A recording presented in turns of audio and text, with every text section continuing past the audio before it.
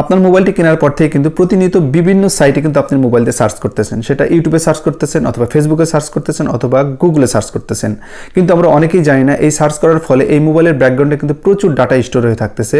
এর ফলে মোবাইলটা দিন দিন স্লো কাজ করতেছে এবং মাঝে মধ্যে হ্যাং করতেছে।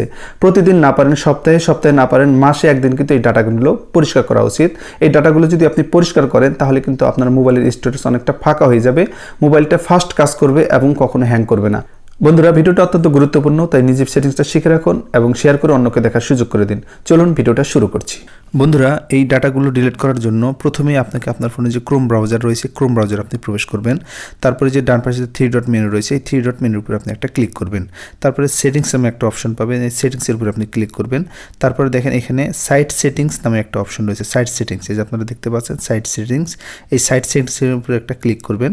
তারপরে টেনে এই যে এরকম অপশন আসবে, টেনে একদম নিচের দিকে আসবে, নিচের দিকে লেখা রয়েছে ডাটা স্টোর। এখানেই কিন্তু সব ডাটাগুলো কিন্তু স্টোর হয়ে থাকে। এই ডাটা স্টোর উপরে আপনি একটা ক্লিক করলেই কিন্তু আপনি দেখতে পাবেন এই যাবত আপনি যত সার্চ করেছেন সবগুলোই কিন্তু এখানে একবারে স্টোর হয়ে আছে। যেগুলো দেখেন প্রত্যেকটা কিন্তু 262 কেবি, 264 কেবি, প্রত্যেকেই কিন্তু অনেকগুলো জায়গা কিন্তু দখল করে আছে।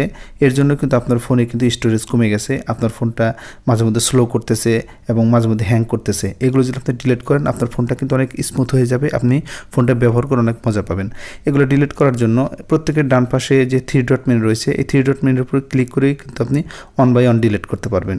এভাবে ডিলিট করলে অনেক সময় লাগবে। আপনি যদি চান নিচের দিকে লেখা রয়েছে দেখেন ডিলিট অল ডাটা, এখানে ক্লিক করার সাথে সাথে কিন্তু সব ডাটাগুলো কিন্তু এই যে এখানে ডিলিট করলে আপনার সব ডাটাগুলো ডিলিট হয়ে যাবে।